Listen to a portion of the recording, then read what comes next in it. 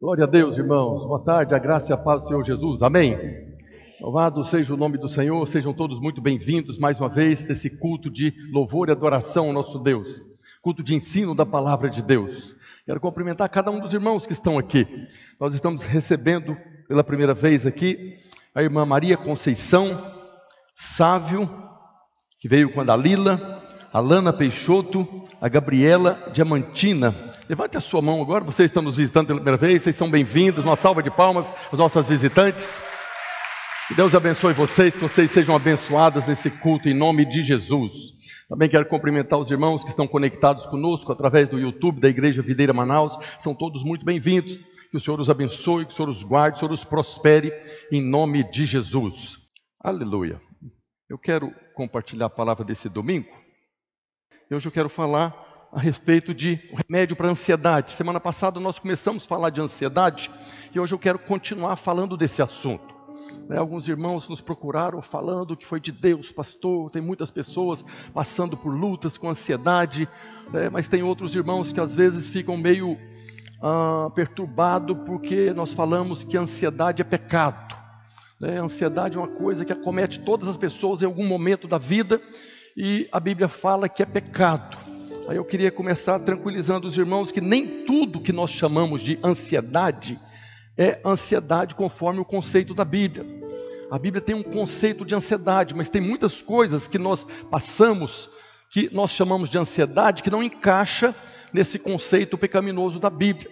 Então eu estava meditando em algumas coisas. Imagina, por exemplo, uma irmã que está grávida. Nós temos algumas irmãs grávidas aqui, que está aí no terceiro, quarto, quinto, sexto mês, e ela está ansiosa para que o nenê nasça.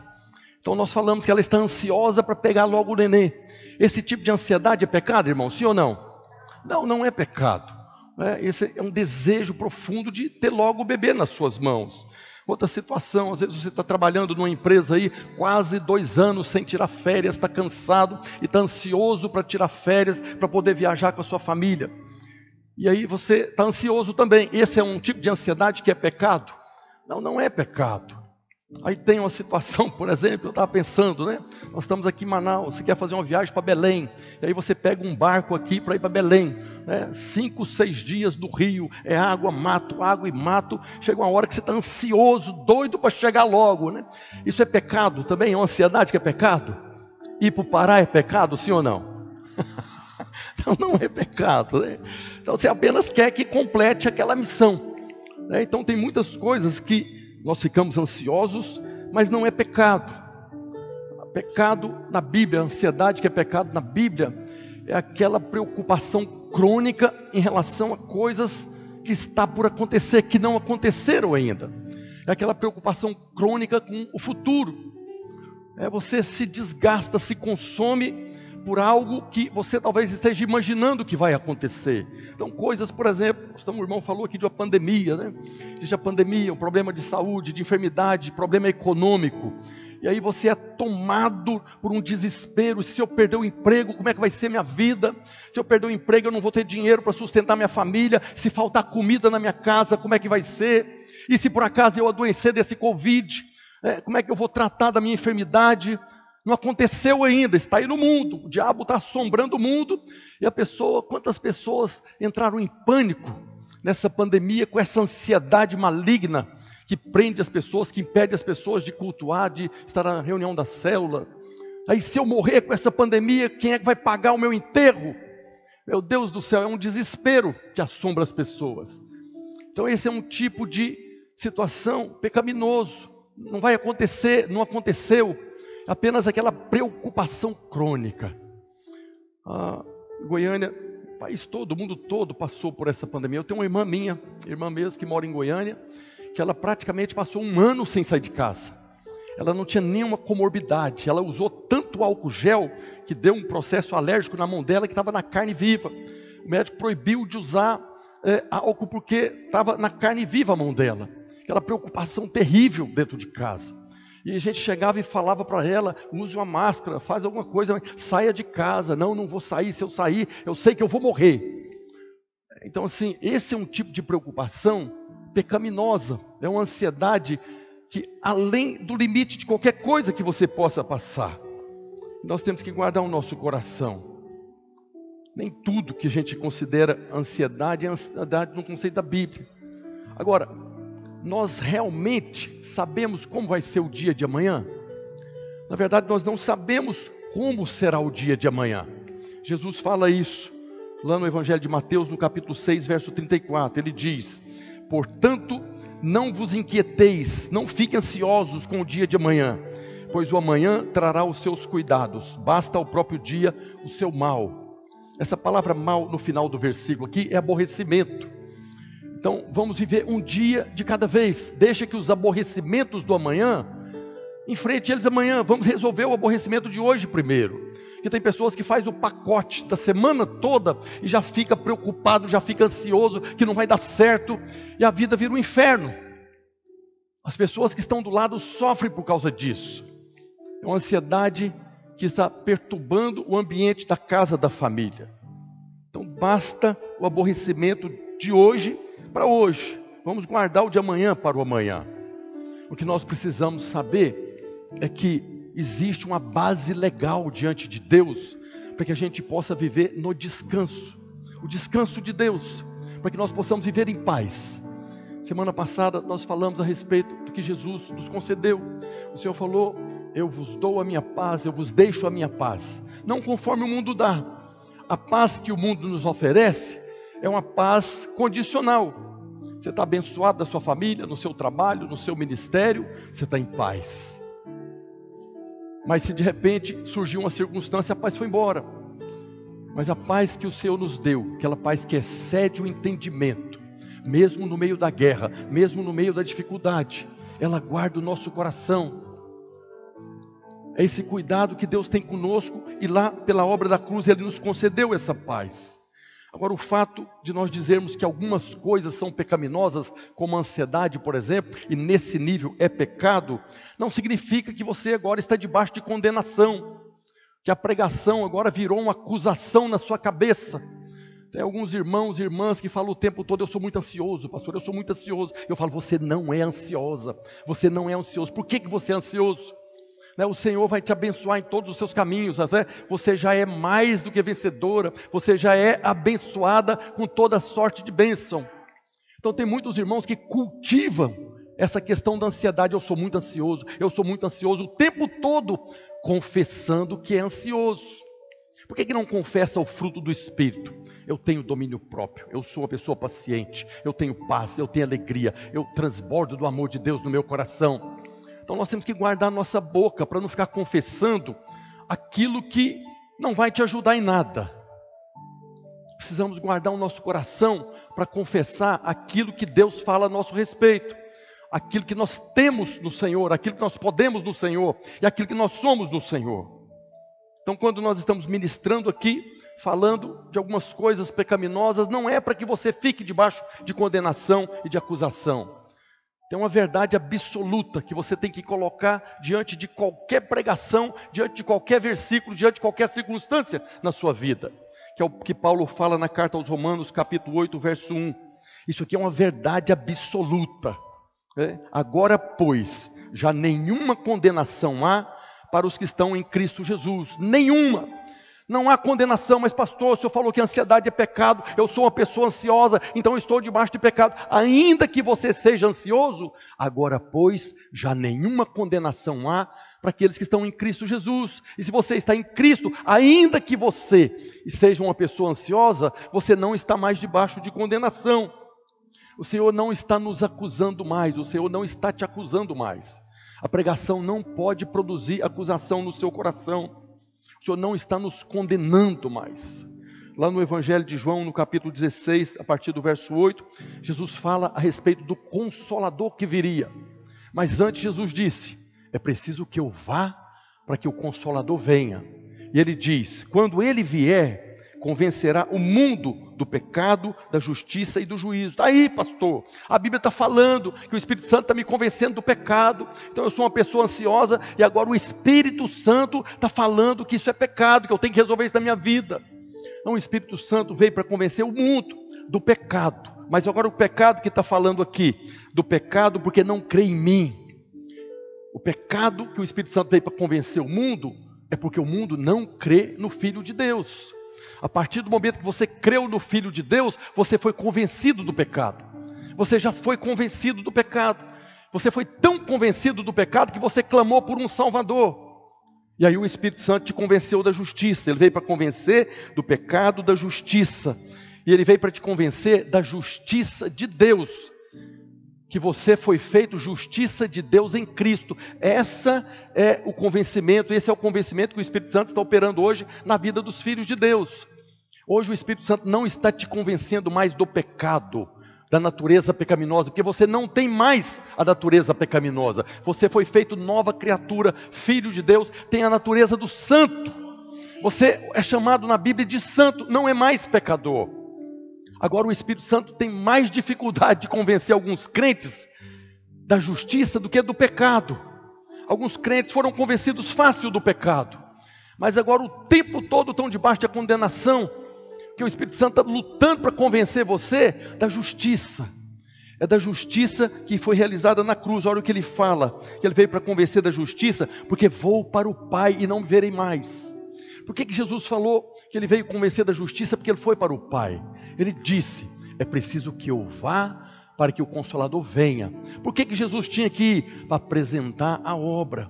Quando Jesus chegou diante do Pai, você vê aquela cena maravilhosa em Apocalipse capítulo 5, lá com aqueles milhões de anjos. Ali Jesus chegou e apresentou-se diante do Pai. E ali ele tomou o livro. A justiça foi aceita, foi cumprida. E quando a justiça foi aceita, quando ele levou toda a ira de Deus, então o Consolador foi liberado.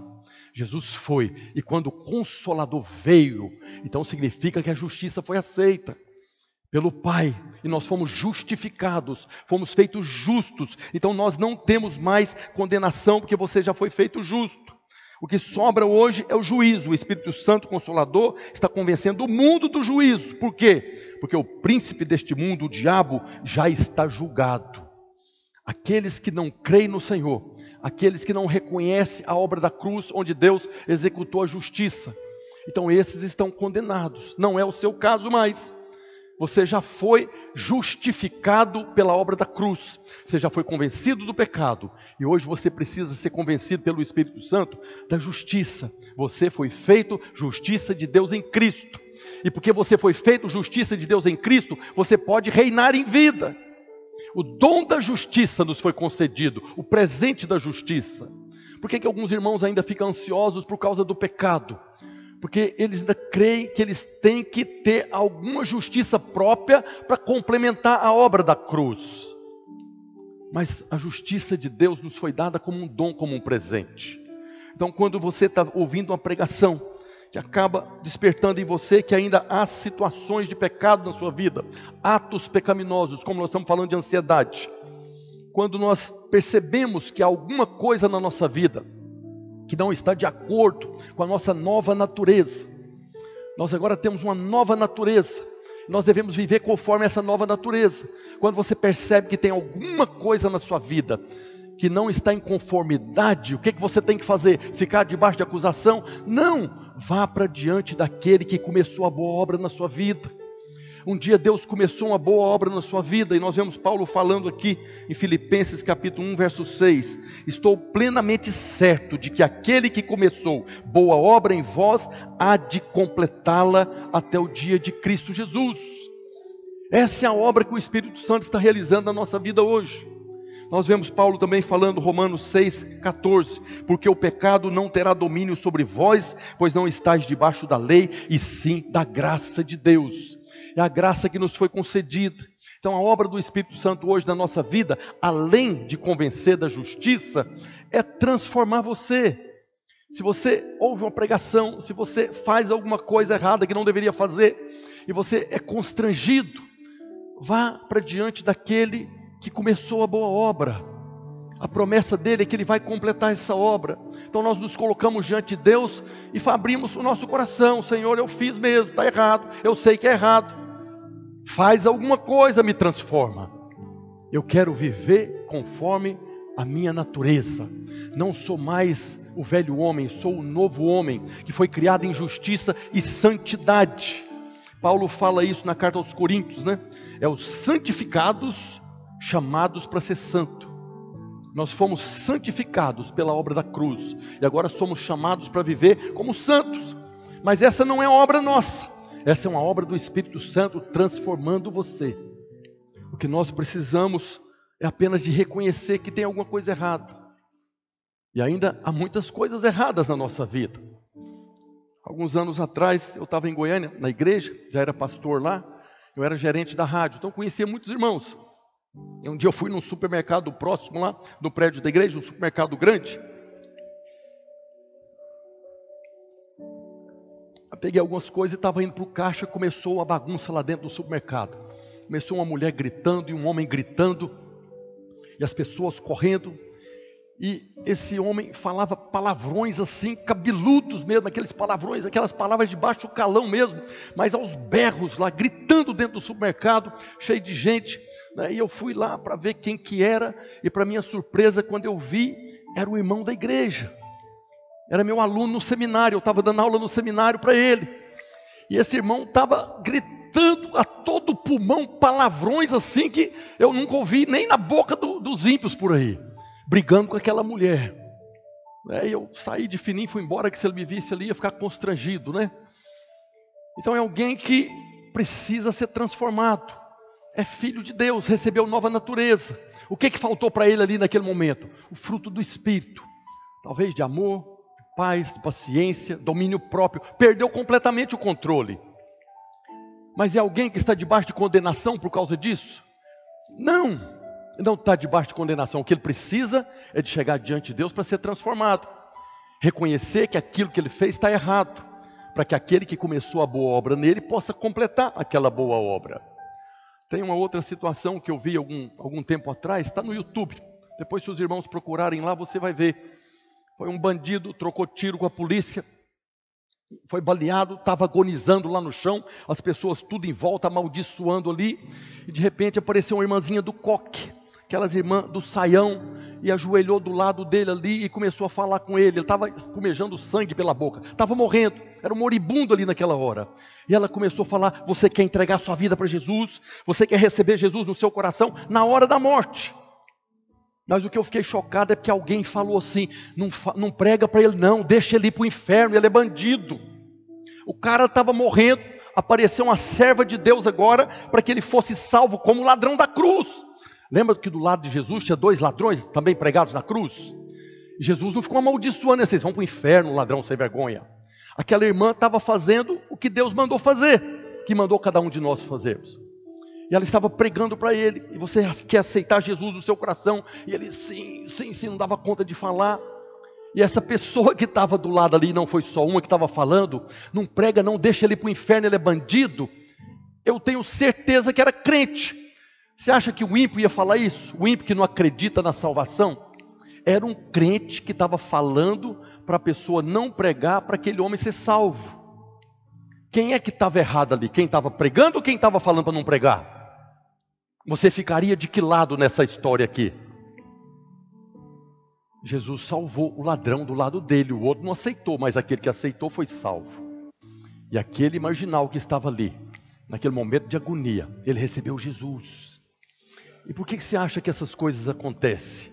Eu tenho certeza, como aqui em Manaus, muitos desses marginais que estão aí, tem uma mãe, tem uma avó, tem um irmão que está orando por eles, que estão orando, estão debaixo da promessa: creia no seu Jesus, será salvo, e tu e tua casa.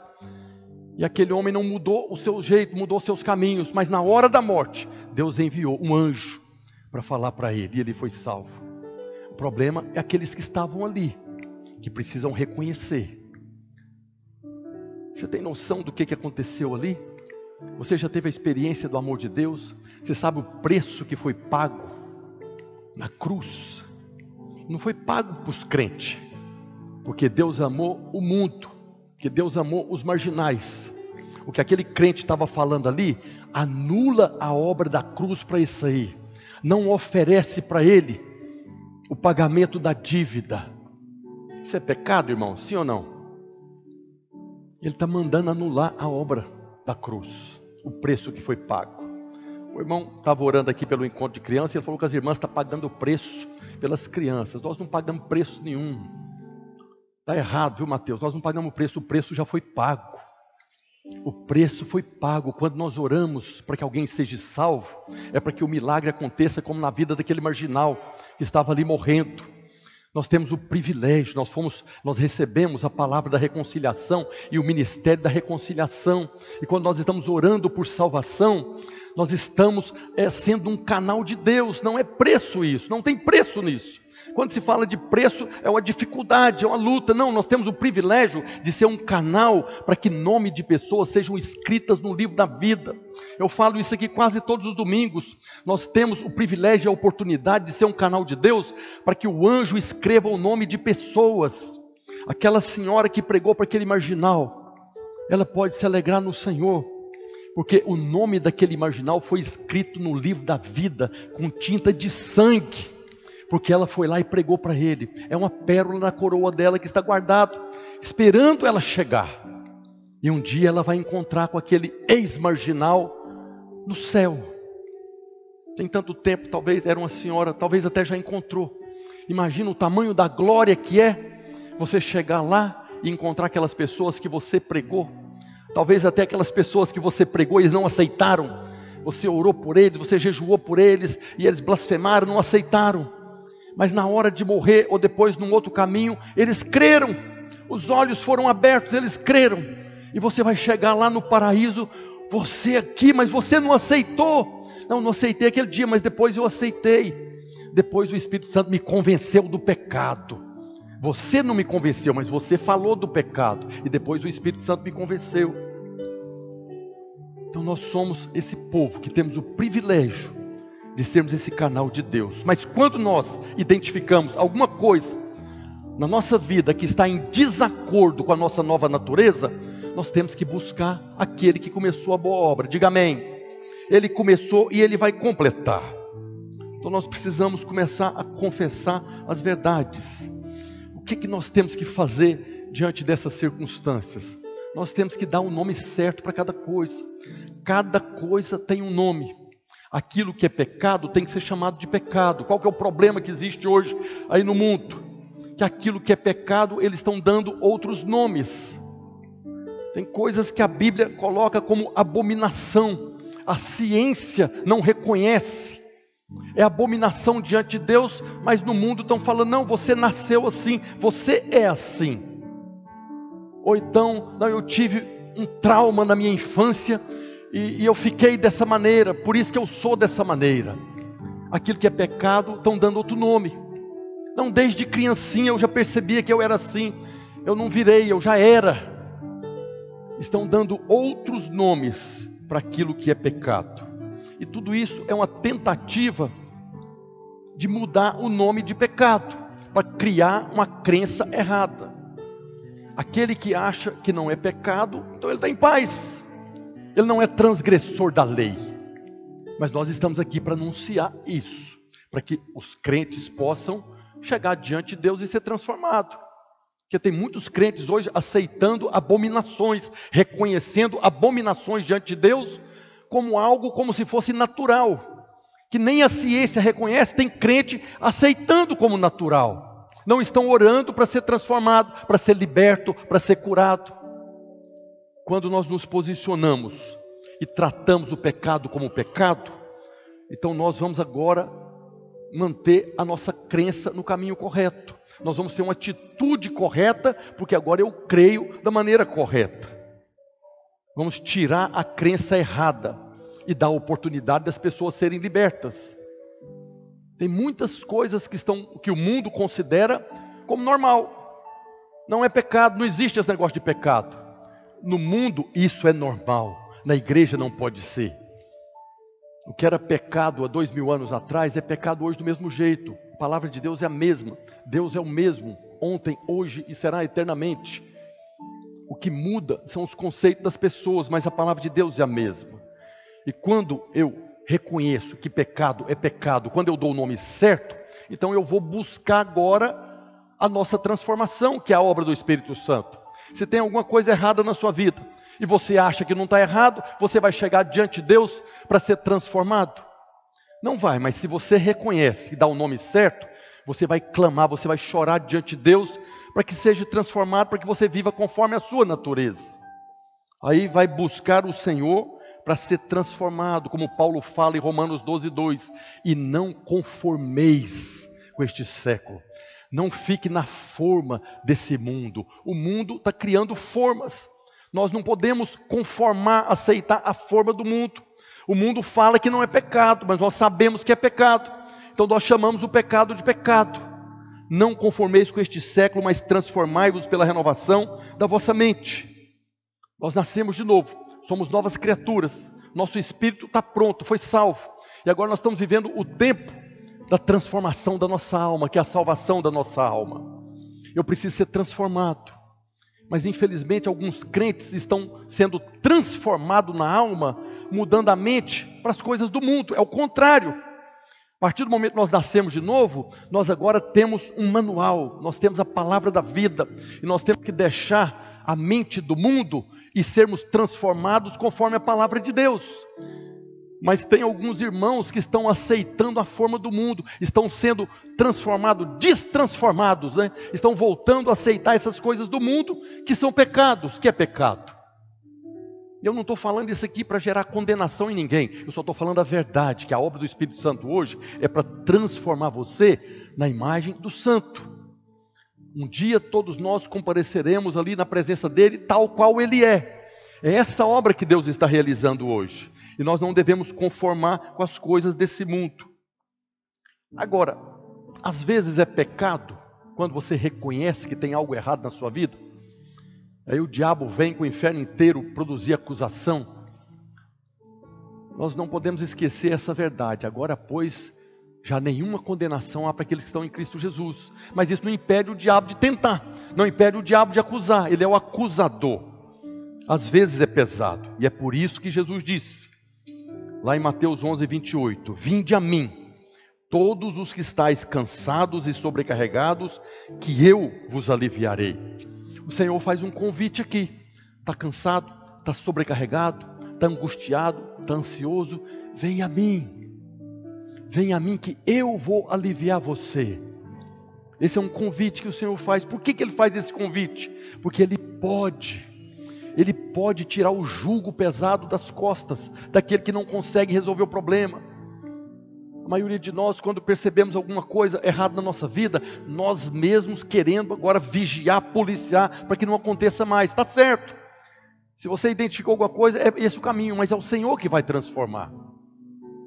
E quando a tentação vir, é o próprio Senhor que vai nos libertar dessa tentação. Então o Senhor pode tirar esse jugo pesado daqueles que estão com medo, cansados, sobrecarregados, ansiosos, com medo de perder o emprego, com medo da pandemia. O Senhor faz um convite, vinde a mim. E qual que é o resultado quando nós buscamos o Senhor aceitando o convite? Mateus 11:29. Tomai sobre vós o meu jugo e aprendei de mim, porque sou manso e humilde de coração. Quando nós buscamos o Senhor, não estamos buscando alguém arrogante, não estamos buscando o acusador, nós estamos buscando o Senhor, que é manso e humilde de coração. E Ele diz, e achareis descanso para a vossa alma, porque o meu jugo é suave, o meu fardo é leve. São palavras poderosas, achareis descanso para a vossa alma. Essa é uma palavra-chave, descanso, porque o meu jugo é suave e o meu fardo é leve. Às vezes a ansiedade ou outras circunstâncias produz um fardo pesado, difícil de carregar, produz problemas no casamento, na família, no trabalho, no ministério. O Senhor está convidando, vem a mim e eu vou trocar esse jugo, eu vou trocar esse fardo. Pega o meu que é mais leve. O fardo dele é leve, o jugo é suave. Não precisamos ficar carregando. A vida cristã é para ser vivida no descanso de Deus. É como no Salmo 23, o Senhor que é o meu pastor. O que o Senhor é o meu pastor faz? Ele faz repousar em pastos verdejantes.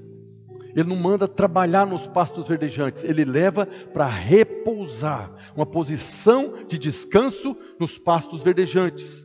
Leva-me para junto das águas de quê? De tribulação, de descanso.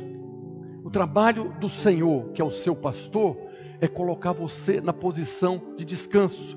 O Espírito Santo está convencendo você que você já foi feito justiça de Deus em Cristo. Não precisa mais viver atribulado. Não precisa mais viver ansioso.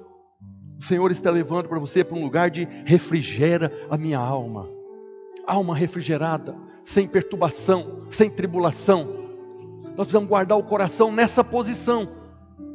Ministramos algumas semanas atrás a respeito de guardar o coração. Aqui está a posição de guardarmos o coração, para não viver uma vida atribulada. Repousar em pastos verdejantes, junto das águas de descanso, aí há refrigério para a alma. É uma posição de descanso. Mas tem muitos irmãos que ficam perturbados, né? Quer dizer que nem precisa ninguém trabalhar agora, né? É só ficar descansando, né? Não, esse descanso que está falando aqui não tem nada a ver com passividade, com preguiça. Esse descanso é o descanso para nós partirmos e combater o bom combate. E nós trabalharmos no descanso. E nós avançarmos no descanso. E pregarmos no descanso. Reconhecendo que alguém que está sustentando esse refrigério na nossa alma. Não ficar perturbado na alma diante das circunstâncias. Livres para combater o bom combate. E aí no Evangelho de Mateus, no Sermão do Monte, Jesus ensina como ser liberto da ansiedade. Aqui nós vamos ver um remédio para a ansiedade, contra a ansiedade, né? É aquilo que o Senhor nos ensina para sermos curados, né? Então está lá em Mateus capítulo 6, nós vamos lendo os versículos aqui, eu quero comentar cada um deles.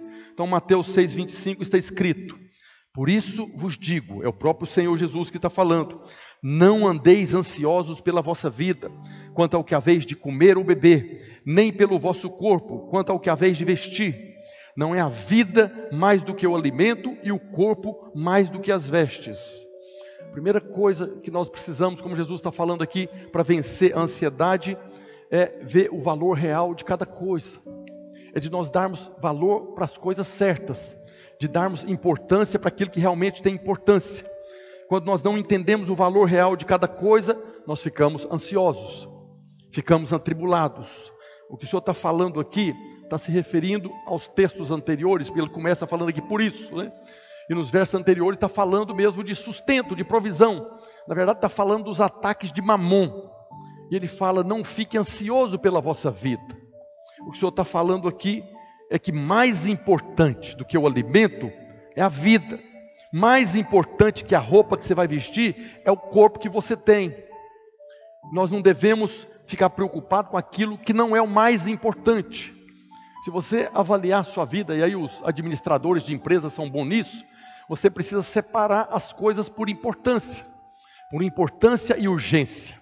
Há coisas que são importantes, são urgentes. Outras coisas são importantes, não são urgentes. Há coisas que não são importantes, mas são urgentes. E tem coisa que não é nem importante, nem urgente. E tem irmão que fica descabelando por causa dessas coisas, deixando de lado aquilo que realmente é importante, para gastar energia e tempo com aquilo que não é importante. E o Senhor está corrigindo isso aqui.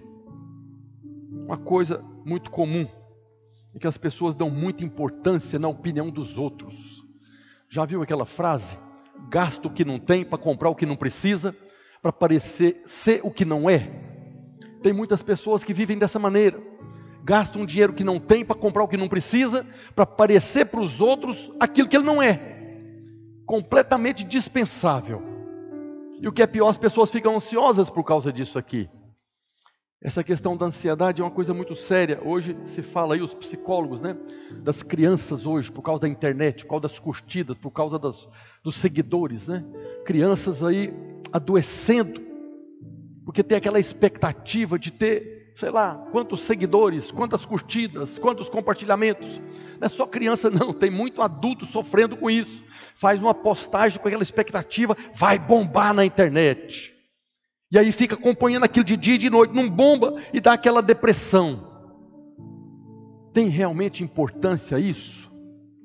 Isso é mais importante do que a vida que Jesus está falando aqui? Não é, precisamos dar valor naquilo que tem valor. O que o Senhor Jesus está falando aqui, fazendo aqui na verdade, é nos chamando para viver num nível acima do terreno, acima das coisas dessa terra. Se nós queremos ter paz no coração, viver em paz, viver no descanso, precisamos sair do natural, precisamos viver no sobrenatural, acima do natural. O Senhor está nos chamando. E a maneira é de nós darmos valor ao que realmente tem valor. A segunda maneira que o Senhor nos ensina a vencer a ansiedade é quando nós entendemos o valor que temos para Deus. Quando nós reconhecemos o quanto somos amados, o valor que nós temos para Deus, então nós vamos vencer a ansiedade. Ele fala no verso 26 de Mateus 6, observai as aves do céu, não semeiam, não colhem, nem ajuntam em celeiros, contudo, o vosso Pai Celeste a sustenta. Porventura não valei vós muito mais do que as aves? Esse é um segundo ponto para vencer a ansiedade. É você reconhecer o valor que você tem para Deus, o quanto Deus se importa com você. Quando você medita na obra da cruz, do preço que foi pago pela sua vida, você começa a reconhecer a importância que você tem para Deus. E quando você tem a revelação do quanto importante você é para Deus, você começa a deixar de lado essas preocupações com essas coisas que não têm importância. Jesus está falando que nós valemos muito mais do que as aves. E se Deus cuida delas, cuidará também de você, porque você é muito mais valioso do que as aves. Quando não compreendemos a nossa importância para Deus, aí nos afogamos em angústia e ansiedade. Nós precisamos saber que não há nada tão pequeno na sua vida que não seja importante para Deus. Quem tem filhos pequenininhos, que tem aqueles desejos ali, coisas bem simples, mas para o pai é importante. Assim é Deus para com você. Não há nada tão insignificante que você deseje, que você goste, que o pai não se importe. Se ele importe com as aves, muito mais com você que é filho. Amém? Terceira coisa que nós vemos aqui no Mateus 26. Qual de vós, por ansioso que esteja, pode acrescentar um côvado ao curso da sua vida? Jesus está falando aqui que nós vencemos a ansiedade quando nós percebemos que ela é totalmente inútil. Você ficar ansioso ou não ficar ansioso não vai mudar nada. Se a ansiedade despertasse alguém, produzisse alguma coisa, mas não produz nada. A ansiedade só vai produzir perturbação e tirar sua paz. E aí você não consegue raciocinar. Se você permanecer no descanso, na paz, você vai conseguir raciocinar e talvez sair daquela situação. Mas Jesus está falando que nós, por mais ansioso que estejamos, não podemos mudar nada, não pode acrescentar 1 milímetro na sua vida. Por isso ele nos convida a permanecer no descanso, porque a ansiedade é completamente inútil. Depois ele diz que nós vencemos a ansiedade pela fé. Nós somos o povo da fé, amém? Nós somos o povo que crê. E aí Jesus fala em Mateus 6, 28. E por que andais ansiosos quanto ao vestuário, quanto às roupas que vai vestir? Considerai como crescem os lírios do campo. Eles não trabalham nem fiam. Eu, contudo, vos afirmo que nem Salomão, em toda a sua glória, se vestiu como qualquer um deles. Ora, se Deus veste assim a erva do campo, que hoje existe e amanhã é lançada no forno, quanto mais vós outros, homens de pequena fé. O Senhor está falando aqui de pessoas que ficam ansiosas quanto ao que há vez de vestir. E Ele está chamando essas pessoas de pequena fé ou de fé nenhuma. É aqui que nós vemos como a ansiedade é pecado, porque a ansiedade é fruto da incredulidade. Incredulidade, todo mundo sabe que é pecado, mas ansiedade é relativo, pastor. Depende das circunstâncias, é verdade. Mas a incredulidade, a ansiedade é fruto da incredulidade. A pessoa ansiosa, que acaba expressando a sua incredulidade. Não, pastor, eu creio em Deus, eu creio que Ele pode, o Senhor é poderoso, eu creio sim, mas está morrendo de ansiedade, com medo do dia de amanhã. Aquele que se afoga na ansiedade por causa da incredulidade, está chamando Deus de mentiroso. Semana passada nós lemos aqui em Hebreus: nunca te deixarei, sim, jamais te abandonarei. Eis que estou convosco todos os dias, até a consumação do século. Se o Senhor fala que está conosco, que o anjo do Senhor está ao nosso derredor, e eu estou agora preocupado nesse nível, essa preocupação crônica com o dia de amanhã, eu estou não reconhecendo o que o Senhor falou. Pequena fé ou fé nenhuma é no que o Senhor falou. Se o Senhor falou que está comigo, o Senhor está comigo. Mas se eu estou ansioso é porque eu acho que não está, não estou vendo. Precisamos guardar o coração. essa incredulidade agride o caráter de Deus.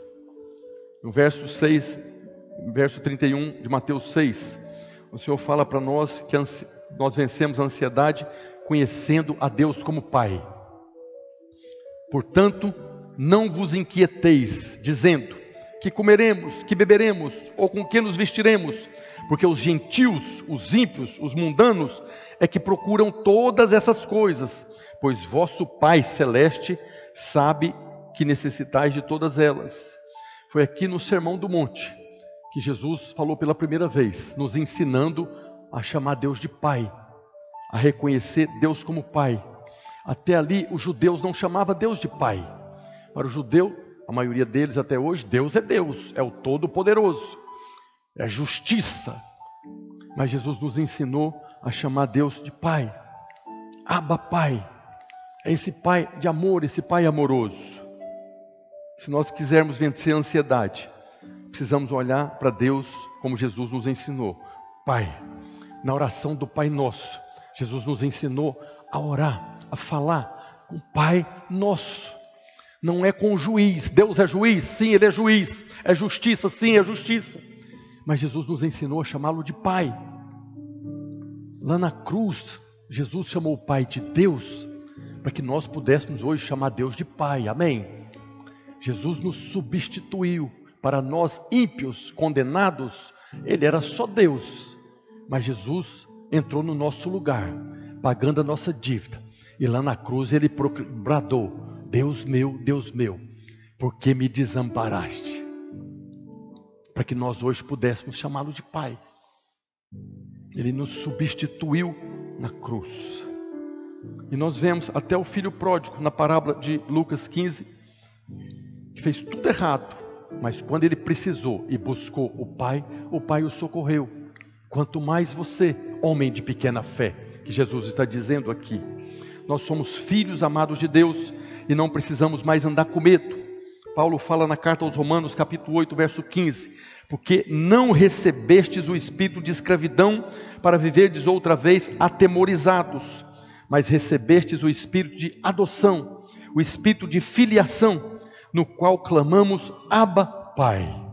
Não precisamos mais andar com medo, não precisamos mais andar ansiosos por coisa alguma. Nós podemos clamar ao Abba, Pai, que vem em nosso socorro. Nós vemos Paulo, nós lemos semana passada também falando: não andeis ansiosos de coisa alguma, em tudo, porém, sejam conhecidas diante do Pai, pelas vossas orações, pela súplica com ações de graças. Por que tem ações de graças nesse negócio? Porque Deus vai usar essas circunstâncias para nos transformar. Não é Deus que cria circunstâncias para produzir ansiedade, para você saber o tão miserável que você é. Mas Deus transforma essa maldição em bênção. Deus faz com que todas as coisas cooperam para o bem daqueles que Ele ama. Daqueles que amam a Deus, porque conhecem o amor de Deus. Então lá na velha aliança, no Velho Testamento, as pessoas viviam com medo, porque eram transgressores da lei, e deviam ter medo mesmo, porque não tinha justiça, mas eles poderiam crer naquele que viria. Eles tinham medo da justiça e principalmente do juízo. Mas hoje nós não precisamos mais viver atemorizados. Nós não estamos mais debaixo da lei, estamos debaixo da graça de Deus, o favor imerecido. Não é porque merecemos, Ele nos concedeu de graça pela sua graça. Diga glória a Deus. Aleluia. Nós fomos feitos filhos de Deus e não estamos mais debaixo da condenação de Deus, porque a lei é de Deus, a lei é boa. Quem nos condenava não era o diabo, era o próprio Deus através da sua lei. Mas nós já falamos aqui, a lei foi dada para avultar o pecado, para que nós tivéssemos a revelação que pela transgressão da lei nós éramos pecadores, fomos convencidos. E por esse convencimento da lei, hoje nós podemos clamar Abba, Pai. E tudo aquilo que nós necessitamos, Jesus está falando que o Pai Celeste já sabe. Ele sabe de tudo que você precisa. Sexta coisa, sexta e última, nós vencemos a ansiedade buscando em primeiro lugar o reino de Deus e a sua justiça. Mateus 6,33: buscai, pois, em primeiro lugar o seu reino e a sua justiça, e todas essas coisas vos serão acrescentadas. Todas essas coisas que está falando aqui, que Jesus está falando aqui, nos são acrescentadas quando nós buscamos, em primeiro lugar, a justiça. O reino de Deus. O reino de Deus tem um rei, e esse rei operou justiça. Na verdade, nós buscamos a justiça. E quando você tem revelação que você já foi feito justiça de Deus em Cristo e descansa, todas as coisas são acrescentadas. Se nós buscarmos em primeiro lugar a revelação de que nós fomos feitos justos, que nós fomos feitos justiça de Deus em Cristo, o que Jesus está falando é que as outras coisas serão acrescentadas. Se nós entrarmos no descanso do Senhor, descansar em pastos verdejantes, junto às águas de descanso, refrigério de alma, o Senhor vai acrescentar as outras coisas que nós necessitamos. O que é a justiça do rei que nós precisamos buscar em primeiro lugar? Paulo diz, Romanos 14:17, porque o reino de Deus não é comida e nem bebida, mas justiça, paz e alegria no Espírito Santo. Quando nós buscamos em primeiro lugar a justiça e temos a revelação da justiça, então nós vamos ter paz e alegria no Espírito Santo. Não precisa entrar dentro do supermercado e ficar gritando palavrões ali, palavras de baixo calão, com pessoas que você nem conhece, porque você tem paz e alegria. E essa paz e alegria não é apenas interior, ela vai se manifestar ao seu redor. As pessoas que estão do lado de fora vão ser contagiadas por essa paz e alegria que você tem, porque buscou em primeiro lugar o reino de Deus e a sua justiça. E quando experimentamos isso, é um sinal de que estamos seguros e sem medo. Paulo fala na segunda carta aos Coríntios, capítulo 5, verso 21. Aquele que não conheceu o pecado, Ele, o Pai, o fez pecado por nós, para que nele fôssemos feitos justiça de Deus. Você já foi feito justiça de Deus em Cristo. E o Evangelho revela. As boas novas do Evangelho é exatamente para revelar a você a justiça de Deus. E aí está escrito lá, Romanos 1,17, visto que a justiça de Deus, essa que não é comida nem bebida, mas é justiça, paz e alegria no Espírito Santo, foi revelado no Evangelho de fé em fé, como está escrito, o justo viverá por fé. Por que o justo vive pela fé? Porque quando nós olhamos para nós mesmos, nós não vemos justiça, sim ou não? Quando você olha para você mesmo, você vê agora justiça. Não vemos justiça. A Bíblia nem fala para você olhar para você mesmo. Fala para contemplar o Senhor como que por um espelho. E quanto mais você contempla o Senhor como por espelho, a imagem dele de justo é imprimida em você. Por que nós andamos por fé? Não é pelo que nós vemos, é pelo que Deus faz. Você olha para você, não vê justiça, mas Deus escreveu na sua palavra. Você foi feito justiça de Deus no meu filho. Eu creio no que ele falou, a minha justiça é por fé. O justo vive pela fé, porque ele apenas descansa no que Deus falou. Deus falou, esse é o meu filho amado em quem eu me comprazo. O diabo chegou, tentou Jesus. Se é verdade o que ele falou, prova. Eu não preciso provar. Nem só de pão vive o homem, mas de toda a palavra que ele acabou de falar. Ele acabou de falar, eu não tenho que provar. Eu creio nele. E Deus fala que você foi feito justiça de Deus. E como justo agora, você apenas crê nisso. E aí você é o justo que vive pela fé, sem tribulação. Para Deus, a questão do pecado já foi resolvida. O Espírito Santo não está mais te convencendo do pecado. Na cruz nós fomos feitos justiça, nós fomos justificados. Pelo sangue de Jesus fomos justificados. Pelo sangue do santo que derramou na terra, fomos feitos justiça de Deus. E Deus não imputa mais pecados ao justo. Você é justo exatamente porque não tem mais pecado. Nós não somos pecadores arrependidos. O pecador morreu, lembra? Nós morremos com ele no batismo e ressuscitamos agora nova criatura. Você não é o pecador arrependido. Você é alguém que foi criado em justiça e santidade, a justiça de Deus. Não tem mais condenação. Não é porque você arrependeu, pediu perdão, está perdoado. É porque ele matou o pecador. O pecador morreu. Você hoje é nova criatura, diga glória a Deus. Deus não está imputando mais pecado para aqueles que são justos. É como se nunca tivesse cometido os pecados. E aí nós vemos o profeta Jeremias profetizando e Hebreus 8:12 confirmando. Pois para com as suas iniquidades usarei de misericórdia e dos seus pecados jamais me lembrarei. Quando nós cremos nessa verdade da justiça do reino, as demais coisas nos são acrescentadas. Eu vivo em paz, no descanso, e vou desfrutar daquilo que Deus vai acrescentar na minha vida. Mas aqueles que acreditam que a justiça do reino depende da sua própria obediência, não terão a certeza. Quem é que pode agora ser justificado diante de Deus pelas próprias obras? Nós precisamos crer completamente na justiça que Ele operou na nossa vida. E essa é a razão porque ainda há tantos irmãos vivendo em angústia e ansiedade, porque ainda acreditam que precisa completar alguma coisa. Deus já fez a parte dele, agora eu tenho que fazer a minha parte. E nós temos realmente a nossa parte. Qual que é a nossa parte? Crer. Apenas crer. Crer no Filho de Deus e ame uns aos outros como Ele nos amou. Não é ame uns aos outros como você ama você mesmo, é como Ele. Nem esse amor que nós devemos amar uns aos outros é o amor que está em nós, é o amor que Ele nos amou e é derramado no nosso coração. E é por isso que o Senhor fala: busque em primeiro lugar o reino e a justiça, e as outras coisas vai ser muito mais fácil. As outras coisas vão ser acrescentadas. Agora, para encerrar, eu queria convidar a equipe de louvor aqui. Tem algumas coisas em relação a esse primeiro lugar, a justiça. Na verdade, as coisas que são acrescentadas, que vêm sendo muito mal interpretadas aí na história da igreja. Jesus fala: busque em primeiro lugar o reino de Deus e a sua justiça, e as outras coisas vão ser acrescentadas. E aí as pessoas inventam um monte de coisa para esperar que as coisas sejam acrescentadas. Eu queria falar algumas delas. Então, essa questão de que as coisas são acrescentadas não nos isenta de ter que trabalhar, de ganhar o pão nosso de cada dia. Porque tem irmão que acha que busca em primeiro lugar o reino de Deus e não precisa trabalhar. Fica sentado no sofá ali, que as coisas serão acrescentadas.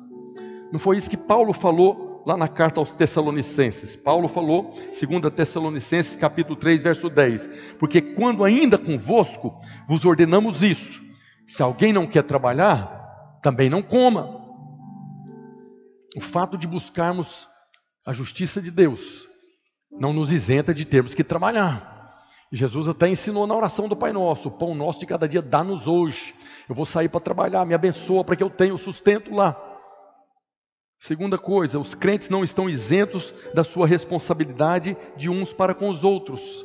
Quando buscamos o reino de Deus e a sua justiça em primeiro lugar, isso não nos isenta de suportarmos uns aos outros em amor, de dar suporte na necessidade do irmão, e até de sermos bênção na vida do irmão para que ele seja suprido. Aquilo que de graça nós recebemos, de graça nós damos, inclusive a graça de Deus.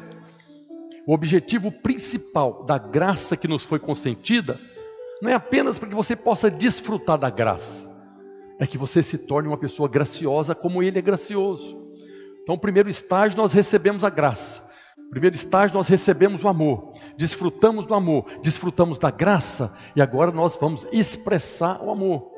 Assim como nós amamos uns aos outros porque Ele nos amou primeiro, nós também seremos graciosos uns com os outros, como Ele foi gracioso conosco primeiro. E aí nós vemos Paulo falando na primeira carta de Timóteo 5:8. Ora, se alguém não tem cuidado dos seus, especialmente os da própria casa, tem negado a fé e é pior do que o descrente. Está falando para a igreja, aquele que não cuida daqueles que estão próximos. Uma terceira coisa que tem sido mal interpretada em relação a buscar o reino de Deus e as coisas serem acrescentadas, é que nós, os crentes, não estamos isentos de sermos prudentes, precavidos. Usar colete salva-vida dentro do barco, no meio do rio, na hora da tempestade, não é incredulidade, é prudência. Fazer provisão para uma aposentadoria no futuro, pagar o INSS na hora que precisar você ter ali um certo socorro, isso não é incredulidade, isso é prudência. O que é errado é ficar ansioso e não cuidar dessas coisas. Nós vivemos num mundo que jaz no maligno. Nós não fazemos parte do mundo, mas nós estamos aqui nesse mundo ainda. Jesus falou lá em Mateus 10,16: eis que vos envio como ovelhas para o meio dos lobos. Sede, portanto, prudentes como as serpentes e simples como as pombas. No coração, nós somos simples como as pombas, mas nesse mundo nós temos que ser prudentes. Jesus chega a falar no Evangelho que os filhos do mundo são mais espertos que os filhos do reino. Nós somos o povo da fé, e às vezes nós começamos a acreditar em tudo, inclusive nas coisas do mundo. Jesus está falando que nós devemos ser prudentes, ter cuidado. Esse é um nível que não é incredulidade, mas apenas provisão. Uma quarta coisa, os crentes não estão isentos de passar por dificuldade. Busque em primeiro lugar o reino de Deus e a sua justiça, e as outras coisas serão acrescentadas sem dificuldades. Tem alguma coisa nesse mundo que nós conquistamos sem dificuldade? Nós acostumamos com a batalha. Tem muitas coisas que você não percebe, mas precisamos trabalhar. Vai ter resistência no trabalho. O diabo, vosso adversário, anda em derredor criando confusão. Nós não estamos livres das dificuldades apenas porque não temos preocupação. Viver sem preocupação não te isenta de passar por dificuldades. E aí nós vemos Jesus falando, né? Que embora Deus vista a erva, Ele não impede que ela seja queimada. Ele fala das aves, né? Apesar do pardal cair, não cair sem a permissão, um dia eles caem. Então precisamos ser prudentes. Jesus disse: portanto, não vos inquieteis com o dia de amanhã, pois o amanhã trará os seus cuidados. Basta o dia de hoje o seu próprio mal. Nós precisamos enfrentar os desafios de hoje primeiro. Se você resolveu o dia de hoje, então você já pode começar a organizar o dia de amanhã. O que Jesus está falando aqui, não tenta fazer tudo uma vez. Deixa que cada dia já tem as suas confusões. Resolva hoje primeiro e depois olhe para o amanhã. O Senhor está dizendo, é para não gastar energia com as preocupações no dia de amanhã, antes de resolver o dia de hoje. É certo que nós enfrentaremos desafios, lutas e dificuldades, porque nós estamos combatendo um combate, que Paulo chamou de bom combate. O combate que nós estamos combatendo, ele é bom quando nós estamos no Senhor. Só é bom o combate porque nós já sabemos que nós já vencemos a batalha. Nós estamos numa guerra espiritual, né? Tem irmãos que falam disso assim, como se fosse ali um cataclisma, né? Nós estamos no meio de uma guerra espiritual, mas nós já sabemos que essa guerra não vai ser vencida, já foi vencida. Por isso nós temos paz no meio da guerra. Nós estamos apenas percorrendo um caminho no meio dessa batalha que já foi vencida, sendo transformados. Tudo que nós passamos nessa terra, o Senhor é soberano e faz com que coopere para o bem daqueles que amam, daqueles que são amados por Ele. Todas as lutas, dificuldades e desafios que nós enfrentamos, é apenas Deus criando circunstâncias para nos transformar, para que nós possamos ser transformados na imagem dEle. Mesmo que às vezes nós não entendemos. A ênfase do Senhor é que todas as coisas cooperam para o bem. Queria convidar você a ficar de pé nessa hora. E se você tem andado ansioso,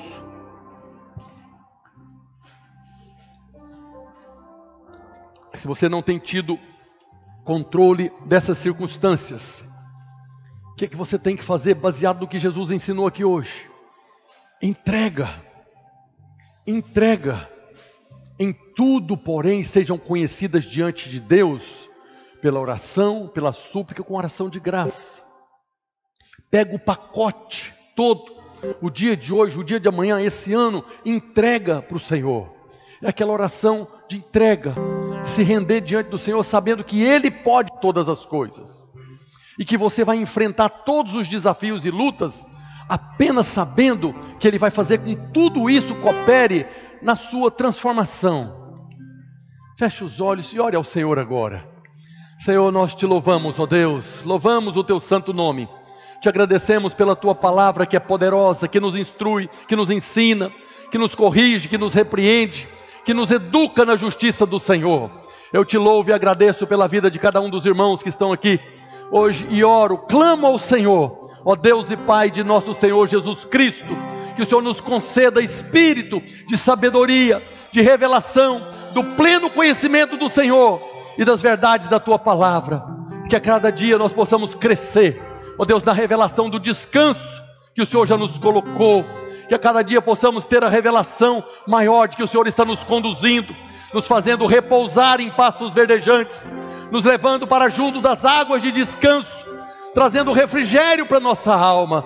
Eu oro para que cada um dos meus irmãos aqui presente, e esses que estão conectados, ou aqueles que ainda virão assistir essa ministração, ouvir a tua palavra, possam entrar no descanso do Senhor, sabendo que todas as coisas cooperam para o bem daqueles que amam a Deus. Te louvo e agradeço em nome de Jesus. Aleluia. Vamos cantar um cântico ao Senhor. E diz que você vai cantando, vai entregando para o Senhor. Entrega a sua vida, seu casamento, sua vida financeira, seu ministério, seu chamado. Entregue ao Senhor. Ele está de braços abertos para receber todas as coisas. Eu sei, sempre estás comigo. Aleluia. Senhor,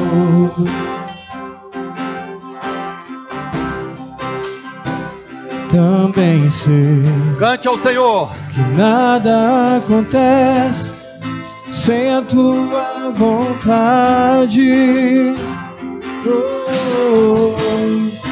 Mas preciso aprender a confiar em ti. Mas preciso aprender a descansar em ti. Tu és meu Senhor. Todas as coisas cooperam para o bem daqueles que se amam. Aleluia, aleluia. Muitas são as coisas que se levantam contra nós, que produzem ansiedade. Problemas no casamento, problema com os filhos, problemas financeiros, problemas de relacionamentos. Muitas coisas surgem para nos tentar. Tentação não é pecado, nos colocar na posição fora do descanso. O diabo está o tempo todo trabalhando, usando pessoas do nosso lado, às vezes dentro da igreja, para tirar você da posição de descanso. Mas quem te colocou nessa posição de descanso foi o seu Senhor. O seu Senhor te colocou na posição de descanso. Mas eu quero fazer um apelo aqui hoje. Se você está aqui, ou você está ouvindo, também assistindo essa ministração, e você não tem conseguido entrar no descanso por causa de situações na sua vida, eu queria que você viesse aqui na frente. Nós vamos orar com imposição de mãos, para que o Senhor possa remover isso da sua vida. Se você tem vivido dias de ansiedade, seja no casamento, seja na finança, seja com filhos, seja lá de que origem for, vem aqui na frente, nós vamos orar com imposição de mãos, para que isso saia da sua vida, para que você permaneça no descanso. O Senhor é poderoso para mudar qualquer história, o Senhor é poderoso para mudar qualquer circunstância. Mas o que o Senhor espera hoje, deseja hoje, é que você, apesar dessa circunstância, descanse no Senhor. Nós descansamos quando nós entregamos para Ele. Queria que os líderes viessem aqui. Você, irmão que está aqui hoje, vem cá, impor as mãos sobre eles. Se você quiser falar as circunstâncias para o irmão orar especificamente, pergunte aí. Se você tiver liberdade de falar, fale para eles o que tem produzido ansiedade. Talvez o desemprego. Pode procurar, vem os irmãos aqui, você que está aí, vem aqui na frente. Não precisa ser líder de célula, não. Se você está aí, se alguém que tem desfrutado do descanso, vem ministrar na vida deles agora, para que eles possam agora descansar no Senhor. Levante a mão, vamos orar. Senhor, nós oramos nessa hora, ó Deus. Reconhecemos que nesse mundo passamos por muitas lutas, muitas circunstâncias, ó Deus, têm roubado a nossa paz. Muitas circunstâncias têm nos tirado da posição de descanso que o Senhor tem nos colocado. Mas hoje nós reconhecemos pela Tua palavra que o Espírito do Senhor, o Consolador, está aqui para nos consolar, está aqui para nos convencer da justiça do Senhor que foi operada na cruz. E nós estamos aqui hoje, ó Deus, para que o Senhor nos conceda espírito de revelação e de sabedoria dessa verdade, para que possamos hoje entrar no descanso, para que a paz do Senhor, que excede todo o entendimento, governe o coração de cada um dos irmãos. Remove, Senhor, a ansiedade, remove, Senhor, a angústia, remove, Senhor, o peso. Senhor, nós estamos aqui como aqueles que ouviram o convite do Senhor. Foi o Senhor que disse: vinde a mim, todos os que estão cansados e sobrecarregados, e o Senhor traria alívio. Nós oramos hoje para que o Senhor opere nessa hora, ó Deus, trocando o jugo, concedendo a cada um deles fardo leve, jugo suave, descanso para a alma. Nós oramos nessa hora, liberando sobre a vida de cada um dos irmãos, sobre a vida de cada uma das irmãs, refrigério para a sua alma, O Senhor está tomando nessa hora o seu jugo que é pesado, seu fardo que é pesado, trocando, entregando para você fardo leve, jugo suave, refrigério de alma. Assim nós ligamos hoje, ó Deus, poder do céu sobre a vida de cada um dos irmãos, trazendo descanso. Nós oramos também, ó Deus, para que o Senhor possa usar de cada uma dessas circunstâncias para o bem dos teus filhos amados. Que cada um dos teus filhos amados que aqui estão possam, Senhor, ter os olhos do coração abertos para compreender que todas as coisas cooperam para o bem deles, em nome de Jesus. Diga glória a Deus. Uma salva de palmas ao Senhor. Aleluia. Antes de sair, faça a sua inscrição para o encontro. Se você tem condição de ofertar inscrições para o encontro, não precisa ser uma inscrição. Talvez você quer ofertar R$10, R$20, a inscrição é 30. Procure as irmãs, faça a sua inscrição lá. Saiba que todas as coisas cooperam para o bem daqueles que o Senhor ama. Deus abençoe os irmãos. Tenha uma semana de vitória em nome de Jesus. Todas as coisas cooperam para o bem daqueles que te amam.